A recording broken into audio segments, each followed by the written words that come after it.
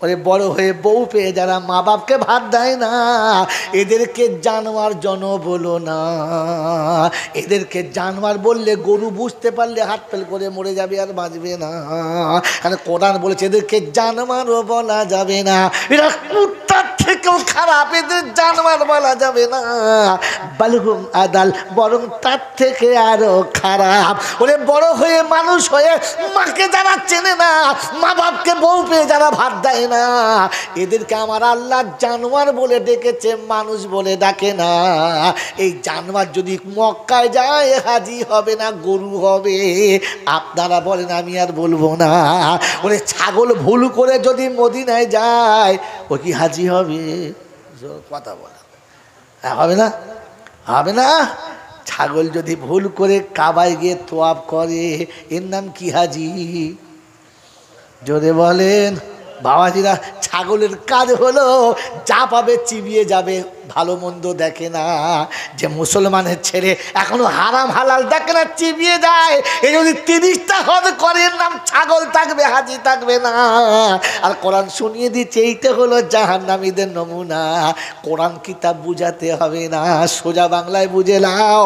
বাবাজিরা, সোনার আলালেরা, আমার আল্লাহওয়ালা ভাইরা, আমার জ্ঞানীজনরা, বুদ্ধিজীবীরা, আজকে শুনিয়ে দিচ্ছি, শুনে নাও।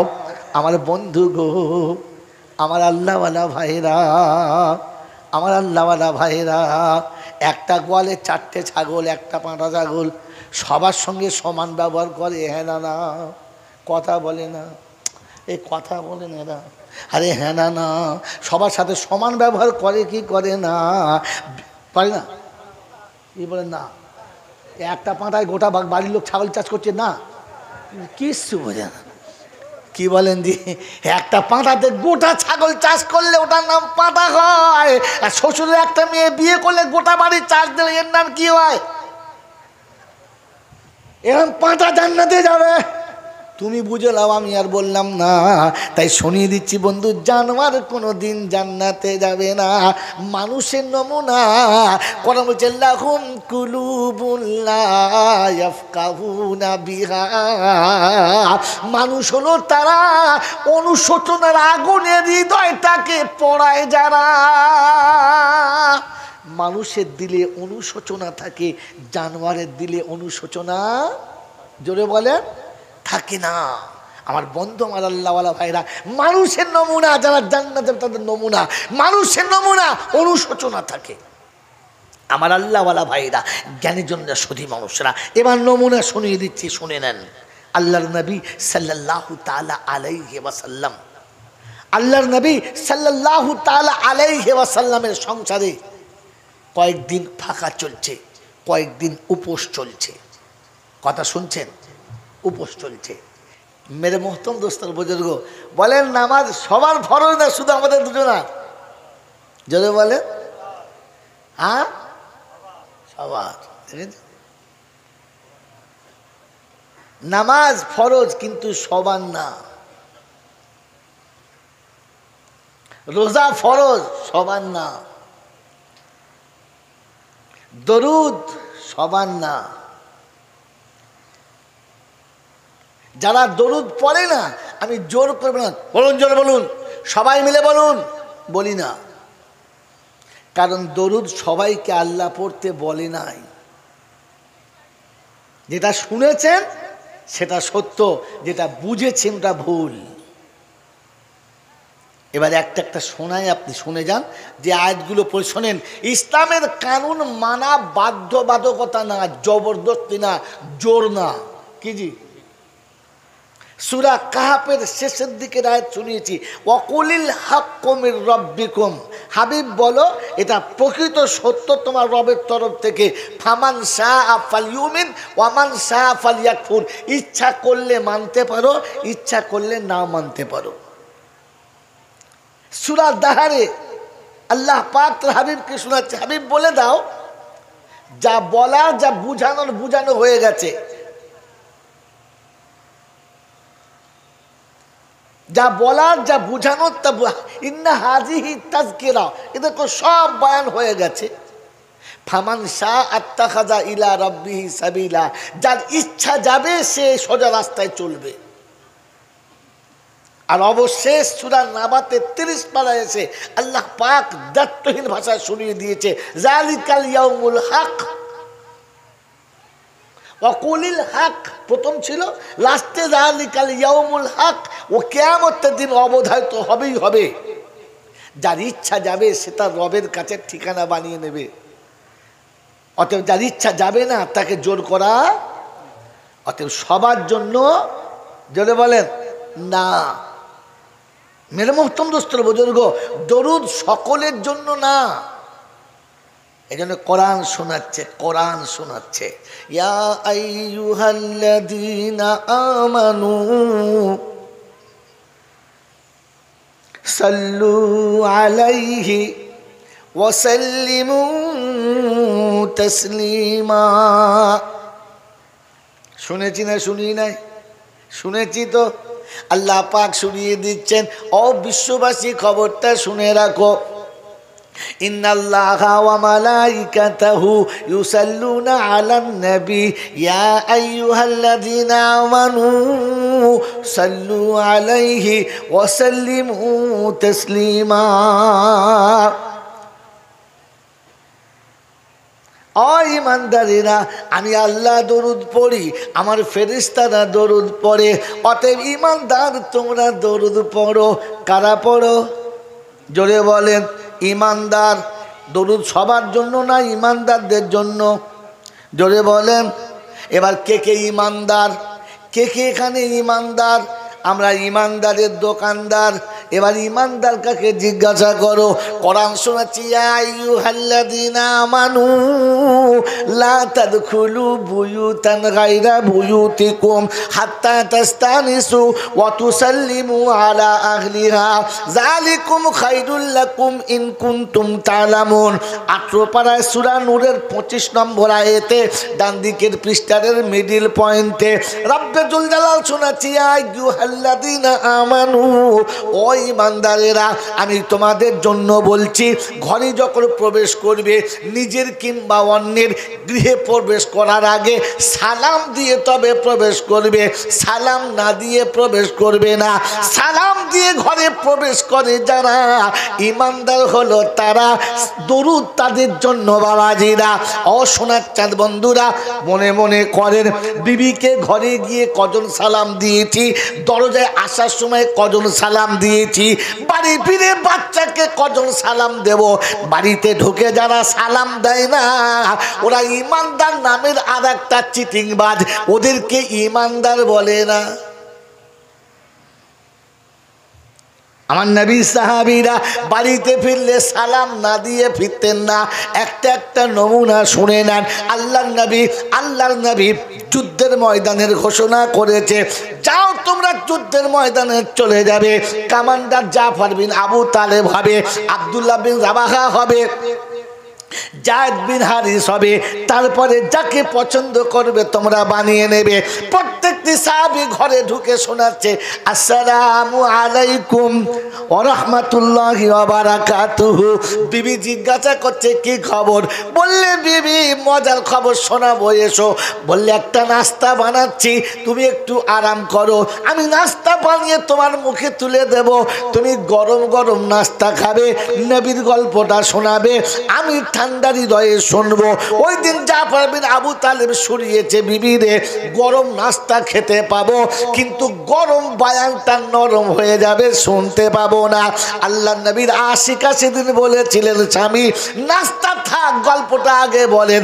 বললেন, বিবিরে আমি যুদ্ধের ময়দানে যাব। বিবি খুশি হয়ে বলেন, আলহামদুলিল্লাহ, আপনি মুজাহিদ, আমি মুজাহিদের বিবি। বললে, বিবি আসল ঘটনাটা বলি নাই। বললে, কি? বলে, আজকে যুদ্ধের আমি কমান্ডার হব। বলে, আপনি কমান্ডার, আমি কমান্ডারের বিবি, আপনি যুদ্ধে যাবেন, আমি সাজিয়ে দেব। ও বাবাজিরা, সালাম দিয়ে ঢুকেছে না শুরু করে কথা বলে না। আব্দুল্লাহ বিন রাওয়াহা দরজার কাছে গেছে।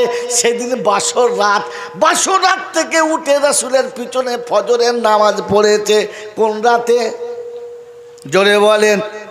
বিয়ের রাতে যেদিন প্রথম বিয়ে করে বাসর ঘরে গেছে, নবীর পিছনে ফজরের নামাজ পড়েছে, ইমানদার হলো তারা। আজান হলে আজানের আওয়াজ শুনে মসজিদে গিয়ে হাজিরি দিয়েছে যারা, এবার বুকে হাত দিয়ে বলেন আমরা কারা? ওই নামাজ পড়ে বাড়ি ফিরে এসে দেখে বিবি কোরআনে পাকের তেলাওয়াত করছে, জানালার কাছে মুখটা রেখে আস্তে করে আওয়াজ দিয়েছে। বিবি যেমনি তেলাওয়াতের আওয়াজ ঠান্ডা করেছে, শোনাচ্ছে আসসালামু আলাইকুম ওয়া রাহমাতুল্লাহি ওয়া বারাকাতুহু। বিবি বাসুরাতের গন্ধ এখনো যায় নাই, হাতের মেহেদির কালার এখনো ফেরা হয় নাই, এখনো মনের কোণে ভালোবাসার কোনো রকমের দাগ আছে নাই। তোমার সাজানো বাসর ঘরটাকে তাসের পাতার মতো ভেঙে দিলাম। আমি যুদ্ধে চলেছি বিবি গো, আর জীবনে দেখা হবে কিনা জানি না, তাই তোমার কাছে বিদায় নিয়ে চলেছি, আর তোমার সঙ্গে দেখা হবে না।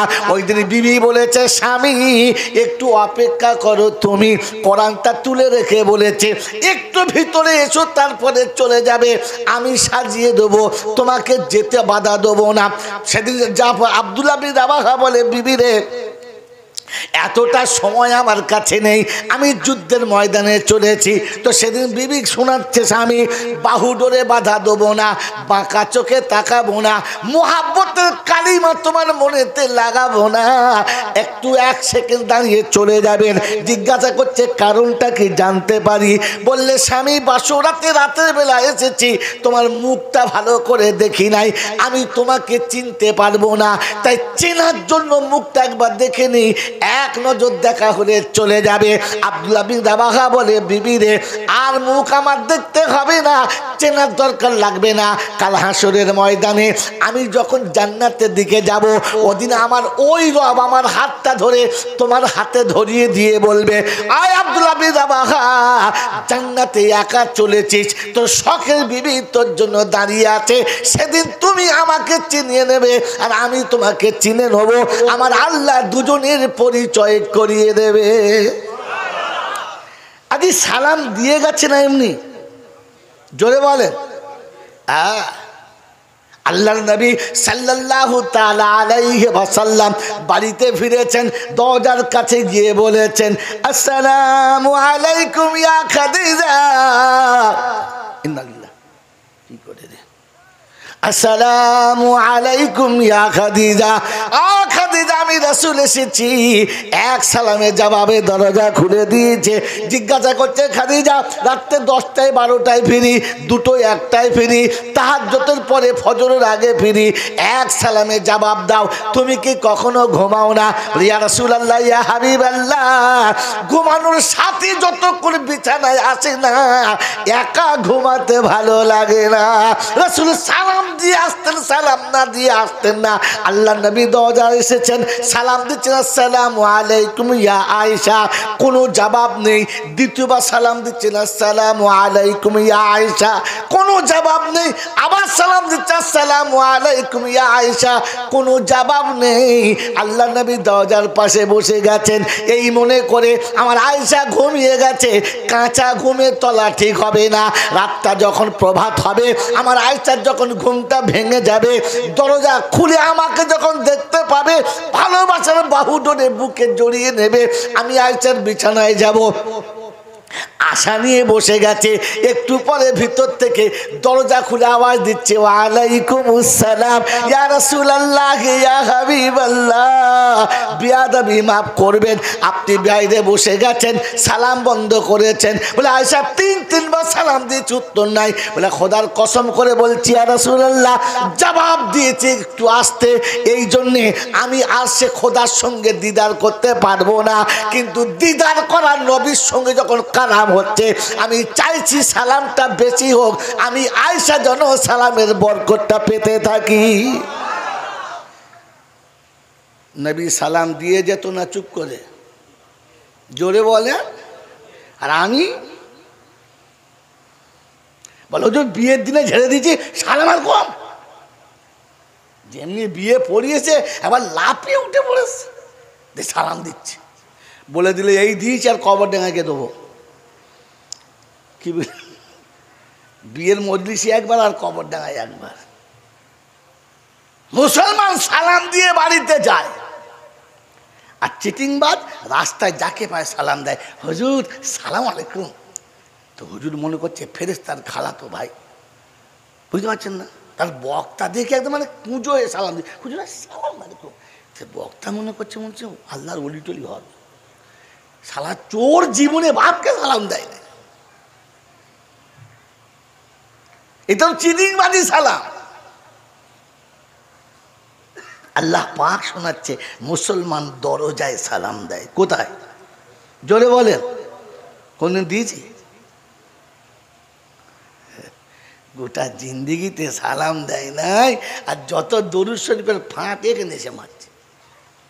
ওই বাবাজিরা, আমার আল্লাহওয়ালা ভাইরা, তো ইমানদারের জন্য দরুদ শরীফ, কার জন্য? জোরে বলেন। পাক্কা ইমানদার সে সুদের ব্যবসা করে যে, বলছে আচ্ছা আরে সব পাক্কা ইমানদার কে? জোরে বল, এ কথা বলে না, কথা বলে না, এটা সব বোবা হয়ে গেল না কি রে? কি যে পাক্কা ইমানদার কে? হ্যাঁ, ছি ছি ছি। আচ্ছা, এখানে সুদের ব্যবসা করে না, কে হাত তোলেন তো?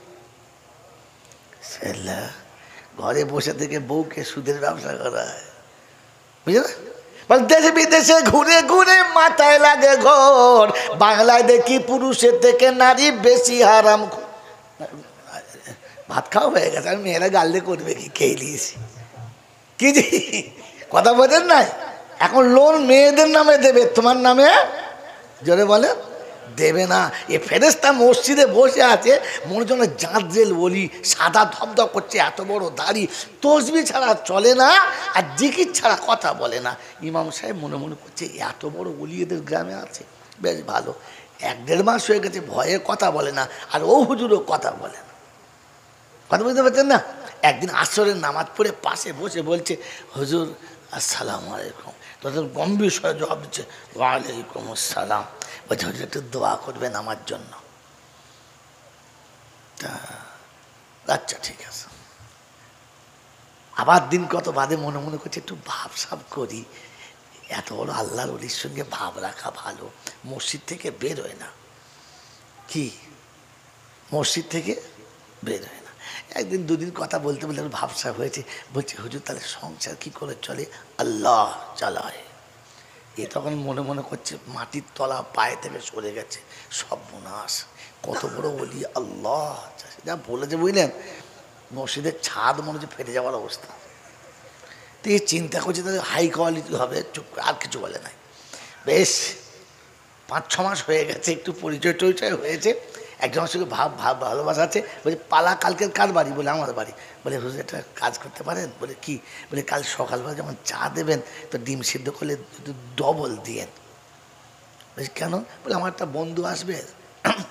তো এ মনে করতে হলো হুজুরের কোনো হয়তো আলেম টালেম আছে, মানে এই সালা করে যে দেশি মুরগির ডিম 4টে দিয়েছে, 4টে ডিম সিদ্ধ দিয়ে বিস্কুট দিয়েছে। তো হুজুর কখন আসবে? বলে আপনি যান, একটু পরে আসবে। ওদেরকে তাড়িয়ে দিয়েছে, দিয়ে ওই হুজুরকে ডেকেছে, বলে হুজুর একটু নাস্তা করাবো আপনাকে, মনে করছিলাম।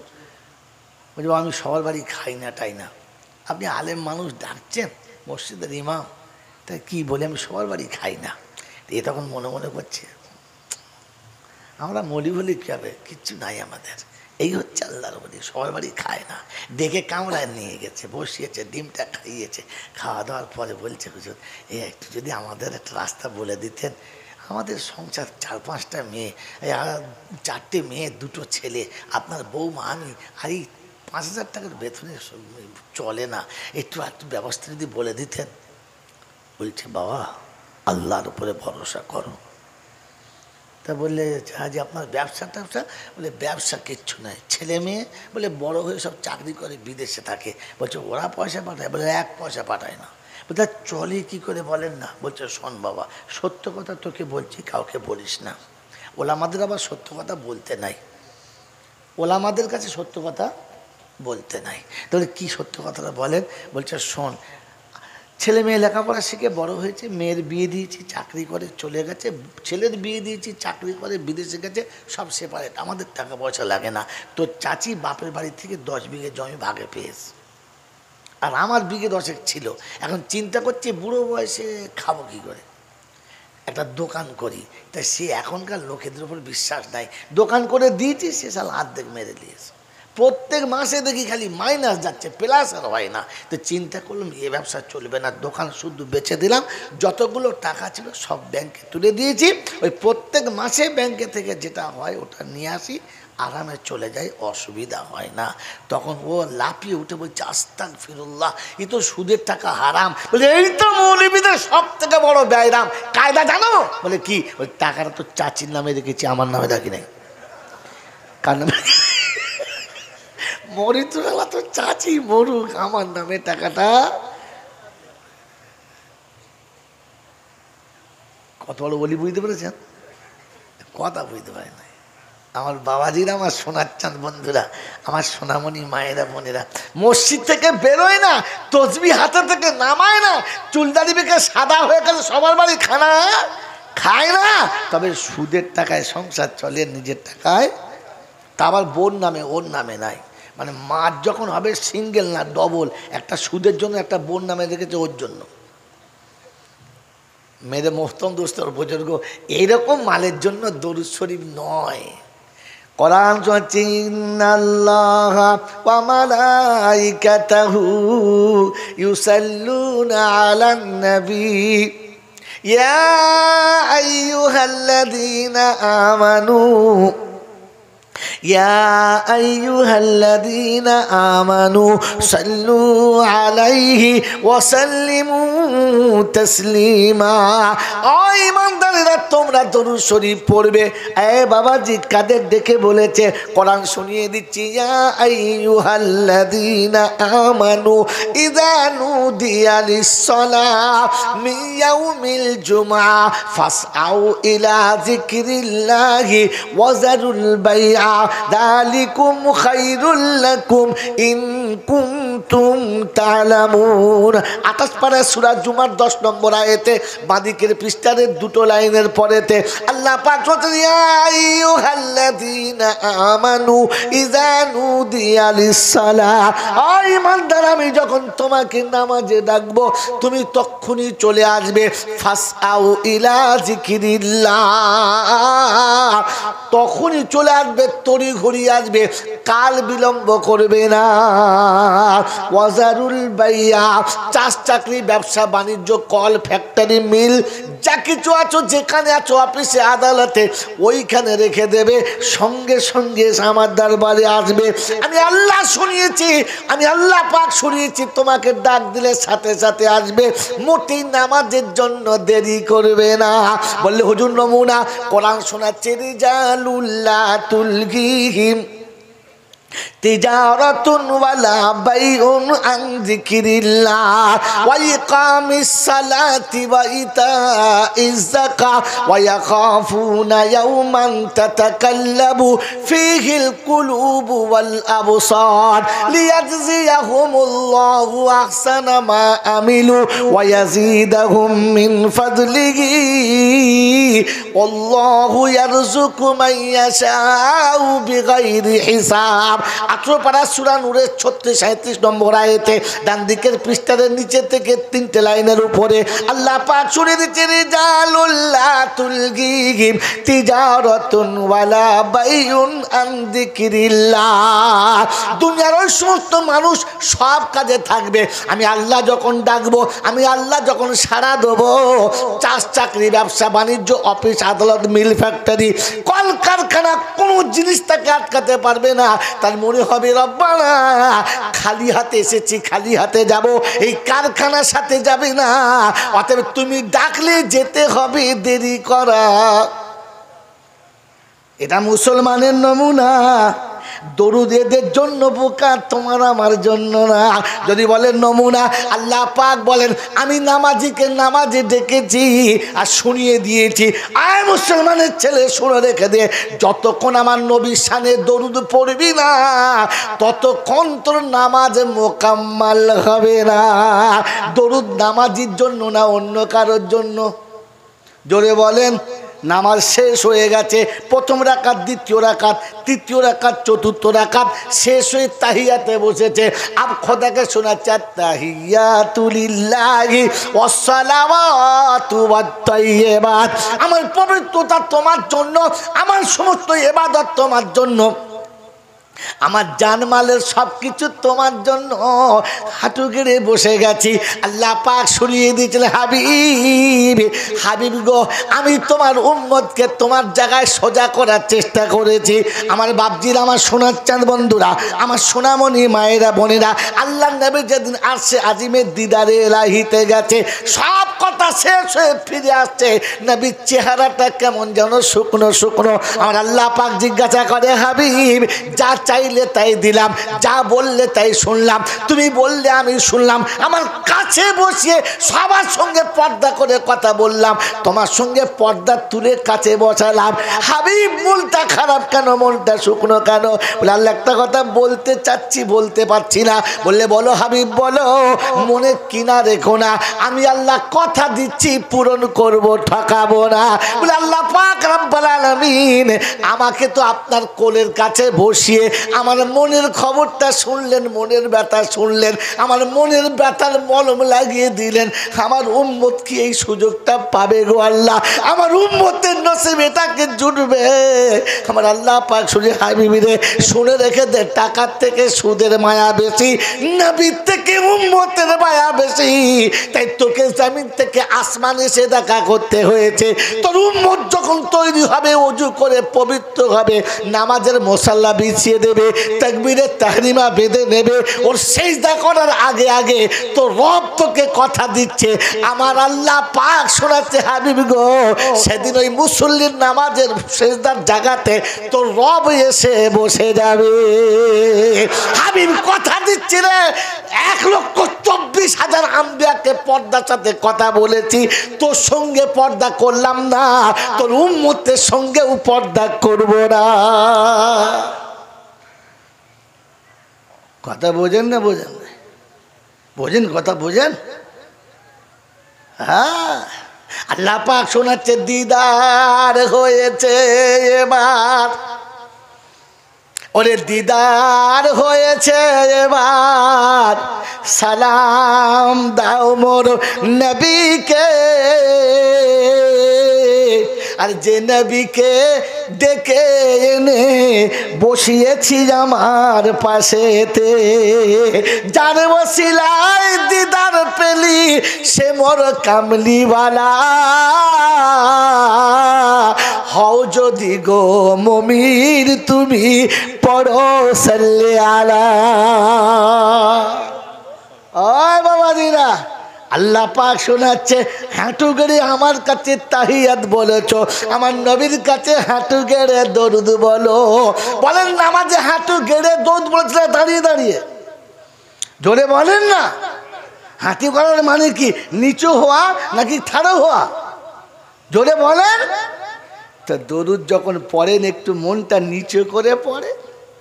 দরুদ নামাজির জন্য, মাতালের জন্য না, বেনামাজির জন্য না, বিড়ি ঘোরের জন্য না, তারি ঘোরের জন্য না, বাঙার ঘোরের জন্য না, রাস্তায় বেয়াদবি কান্নেওয়ালার জন্য না, ছিনতাইবাজের জন্য না, দাড়ি চেঁচা মালের জন্য না, দাঁড়িয়ে মোটা মালের জন্য না। বোকা কোথাকার। দরুদ কার জন্যে? নামাজির জন্যে, নামাজির জন্যে। খালি ধমক দিয়ে পড়ুন, উপরে কি জি, সব বেকার সোজা হয়, জনম বেকাও সোজা হয়, হয় বলছেন না? 10টা মাস যে মায়ের পেটে থেকেছে, 12 বছর যে মায়ের বুকে বাদুরের মতো ঝুলে চুচেছে, এই হারাম খোরের আওলাদ সেই মায়ের কথা মানে না, ও শালা মৌলবীর কথা মানবে? কথা বলে ও জাত বেকা। কি বেকা বলো? এরপরে আমার আর ভাঙন খালি দাওয়াত হবে না, না হয় না হবে, যাক এবারটা তো মেরে নিয়েছি। ওই বাবাজিরা, আমার আল্লাহওয়ালা ভাইরা, এখানে শুনে রেখে দেন, নবী সবার জন্য, দরুদ সবার জন্য না। দরুদ নামাজির জন্য, পবিত্র হয়ে দরুদ পড়তে হয়। কেমন হয়? পাক সাফালাতে দরুদ পড়তে হয়। পেচ্ছাপ করে পানি নেয় না, বিয়ের পরে 17 মাস গোসল করে না, সারা দরুদ শরীফ পড়ছে, পেচ্ছাপ পড়ছে, ছিলে দেবো, একদম একদম ছিলে দেবো, কবর কাঁচা বাঁশ রেখে দিয়ে ছিলে দেবো একদম। দরুদ পড়া থাকে, অজু করে নেই, কিচ্ছু করে নেই, কুলি করে নেই, এখনো বিড়ির গন্ধ পাচ্ছে, মুখ দিয়ে ভকভক করে ছুটে চলে যাচ্ছে শরীর বোকা কোথাকার। হ্যাঁ, দরুদ কাদের জন্য বলে? ইমানদারের জন্য। আর ইমানদারের নমুনা পাক্কা বেনামাজি হবে। হ্যাঁ না বলেন? কথা বলেন। বাবাজিরা, বেনামাজির মুখ দেখার থেকে কার মুখ দেখা ভালো? কথা বলে না। হ্যাঁ, ট্যাবলেট আগে বয়ান করে দিয়েছি, জোরে বলো। বেনামাজির মুখ দেখার থেকে সুরের মুখ দেখা, কথা বলে। হ্যাঁ, কারণ সকালবেলা ওটা শুয়োর আল্লাহর কাছে দোয়া করে, আল্লাহ গো আমি শুয়োর, অসুবিধা নেই, তবে যেন বেনামাজির মুখ আমার মুখে না পড়ে আল্লাহ, কারণ ও আমার থেকেও খারাপ। কার থেকে খারাপ? বলে কেন? বলছে আল্লাহ আমি শুয়োর হতে পারি, কিন্তু আপনি আমাকে জাহান নামে দেবেন না। কি শুয়োর জাহান নামে যাবে? জোরে বলেন, যাবে? যাবে হুজুর? শুয়োর জাহান নামে যাবে? জোরে বলে। এখন তো দৌড়াবা, কেমন বলে যা মাটি হয়ে যা, ও জাহান নামে যাবে না। কিন্তু শুয়োর যে খাবে সে কি ঝামেলা বলুন তো? কি বলে আমার বাবাজির, আমার সোনার চাঁদ বন্ধুরা, এই জন্য ভাববেন বসে বসে, শুয়োর জাহান নামে যাবে না, কিন্তু শুয়োর খেলে জাহান নামে যেতে ভেবে খাবে। বাবাজির, আমার আল্লাহওয়ালা ভাইরা বলছে হুজুর আপনি যতই ট্যাবলেট দেন, আমরা ট্যাবলেট খেয়ে আগে বসে আছি। বলে কীরকম? বলে তবা করে দেবো, এমন ঝাড়া ঝেড়ে দেবো না, এক ট্যাবলেটে শেষ। সারা জীবন জলসা শুনেছি, খেলা করতে। আল্লাহ পাক কোরআনে হাকিমে বলেছে, লা তাকনাতু মির রাহমাতিল্লাহ ইন্নাল্লাহা ইয়াগফিরুয যুনুবা জামিআ। আল্লাহ বলছে ও ফেরেশতারা, তোরা ঠিক বলিলি রে, জালিয়াতি মাল। সম্পূর্ণটা বলে নাই, হাফ বলে ছেড়ে দিয়েছে, হাফ বলে ছেড়ে দিয়েছে। আমি আল্লাহ বলেছি কথা সত্য, কিন্তু সবার জন্য বলি নাই। আল্লাহ তওবা করলে ক্ষমা করে দেবো বলেছে, এটা সত্য, হ্যাঁ না না, কিন্তু সবার জন্য না। তিনি শুনিয়েছেন, কুল ইয়া ইবাদি আল্লাযীনা আসরাফু। লাফতে ইমানদার মনে রাখবেন, এখনো শেষ হয় নাই, হাফ সেঞ্চুরি করে রেখেছি, বাকি সেঞ্চুরি করে নামবো। কুল ইয়া ইবাদি আল্লাযীনা আসরাফু আলা আনফুসিহিম লা তাকনাতু মির রাহমাতিল্লাহ ইন্নাল্লাহা ইয়াগফিরুদ যুনুবা জামিআ ইন্নাহু হুয়াল গফুরুর রহিম। 24 পারায় সূরা জুমারের 52 নম্বর আয়াতে ডান দিকের পৃষ্ঠারের মিডিল পয়েন্টে আমার আল্লাহ পাক শোনাচ্ছেন, ও আমার বান্দারা শুনে রাখো, আমি আল্লাহ আমার হাবিবকে বলেছি, হাবিব গো আমার বান্দাদের বলে দাও। কাদের বলতে বলেছে? জোরে বলেন, আমার বান্দাদের বলে দাও। বান্দা কারা? আমরা সবাই কার বান্দা?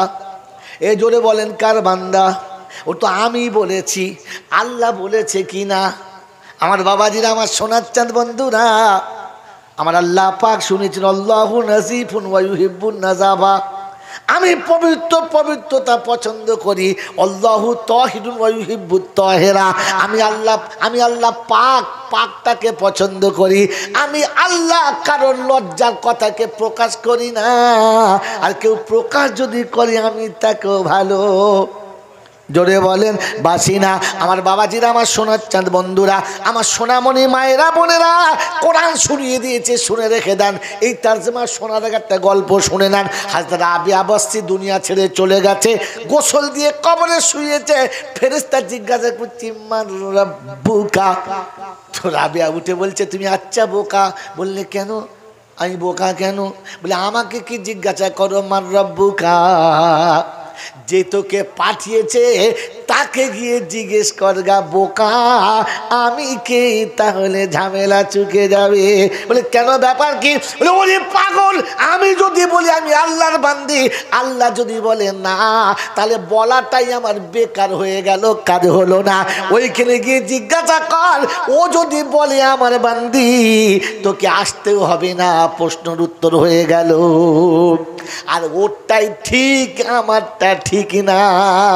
তো আমি বান্দা স্বীকার করেছি, ওকে জিজ্ঞাসা করো রাব্বানা তুমি কি আমাকে বান্দা বলে স্বীকার করো? আমার আল্লাহ পাক বলে আমি কাকে বান্দা বলবো আর কাকে বলবো তা বলবো না, তবে আমার বান্দার একটা নমুনা আছে, ওই নমুনাটা তুই ফলো কর, তুই কিনা দেখেলে আমি কারোর দিকে আঙুল তুলবো না।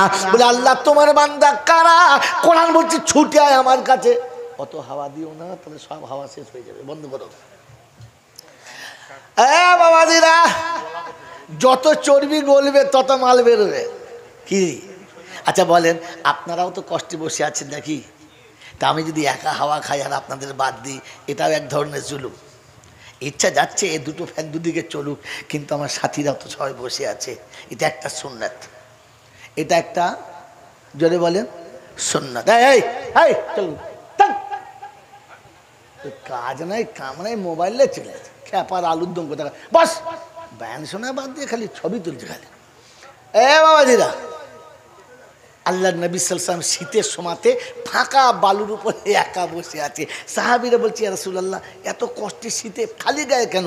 আল্লাহ নবী বলেন সাহাবীদেরকে, ভাই সাথী, আমার অনেক উম্মত আছে যারা শীতে গায়ের পোশাক পায় না, কষ্ট পাচ্ছে, তো সবাইকে কম্বল দেওয়ার মতো আমার ক্ষমতা নাই, তো তাদের সাথে একটু শীতে শরীর হয়ে যায়, তাহলেও তো বলবো যে শীতেও তোমাদের সাথে আমি। কি বলেন জি? আমিও কেয়ামতে বলবো আল্লাহ ওরা পাকা পায় নাই, আমিও পাই নাই, ঘেমে ঘাম ছুটে গেছে, একটু শরীর হই দমে হাওয়া দিচ্ছে খালি। বাবাজিরা, হ্যাঁ আবার গোলা বসে যাবে, আরো ঝামেলা। বাবাজি কি শোনাচ্ছিলাম বলেন? এই কাল মনে আছে, যা খেয়ে নিয়েছে মা, এ মালার বাড়ি গিয়ে বলবে গো, বলেন বলেন। তো আল্লাহকে জিজ্ঞাসা করতে, আল্লাহ তোমার বান্দা কে? তো আল্লাহ বলছে চলে যাও, আমি তো আগে চ্যাপ্টার পাঠিয়ে দিয়েছি। কি? আল্লাহ যে চ্যাপ্টার পাঠিয়েছে তার নাম কি? ফাসিরু ফিল আরদি, নাম্বার শুনুন সবাই তার থেকে, ফাসিরু ফিল আরদি সুম্মানদুরু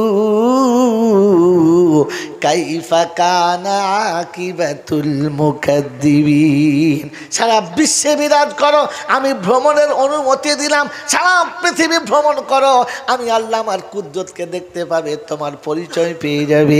আল্লাহ তোমার ওই চ্যাপ্টারে আমাদের কথাটা বলে দাও। তো কোরআন সচ্চি ওয়া ইবাদুর রাহমানিল্লাযীনা ইয়ামশুনা আলাল আরদি হাওনা ওয়া ইযা খাতাবাহুমুল জাহিলুনা ক্বালু সালামা আল্লাযীনা ইয়াবিতুনা লিরাব্বিহিম সুজদাও ওয়া কিয়ামা আল্লাযীনা ইয়াকুলুনা রাব্বানা ইসরিফ আন্না আযাবা জাহান্নাম ইন্না আযাবাহা কানা গারামা।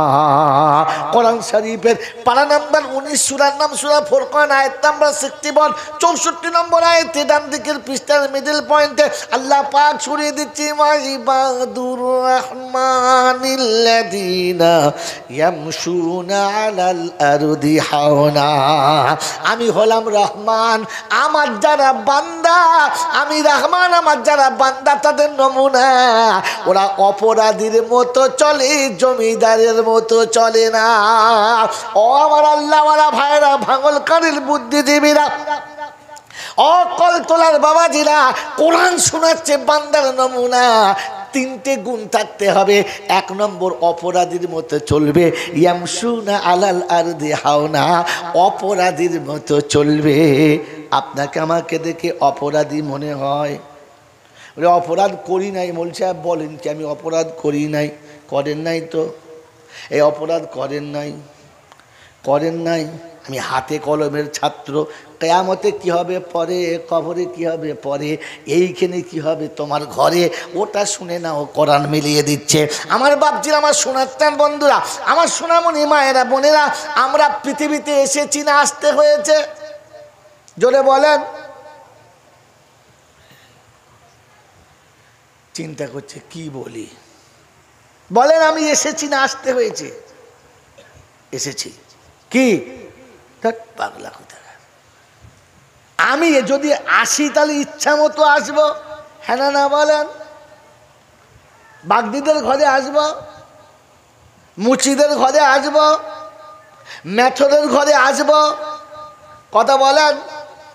আমি আসলে ইচ্ছা মতো চয়েস করে আসবো। এমএলএর বাড়ি, এমপির বাড়িতে, মিনিস্টারের বাড়িতে, টাটা বিল্লার বাড়িতে, কে আসবে তোর টোটো গাড়িতে? আসবে? আসবে না। তাহলে আসার সময় আমার ইচ্ছার কোনো দাম ছিল? ছিল। আসার সময় ইচ্ছার কোনো দাম ছিল না, আর যাবার সময় ইচ্ছার কোনো দাম থাকবে না। যাবার সময় ইচ্ছার দাম থাকবে। যদি ইচ্ছার দাম থাকতো, তাই হাজী সাহেব প্রথম দোয়া করত, আল্লাহ মদিনা শরীফে মরবরে, আল্লাহ কি বলছি, ওয়ার ভাঙন খালি মরবে। কি বলছেন আপনি? আল্লাহ কামার দরজার কাছে মরব, নবীর মাজারের পাশে মরব, আল্লাহ ফুটপাতে ক্যানিং হসপিটালে মরব না। এই ক্যানিং হসপিটালে আর মরবে? আমি কথাই বলছি, সত্যি মরবে না? কি বলেন জি? কারণ আমার ইচ্ছার কোনো দাম থাকবে। জোরে বলেন।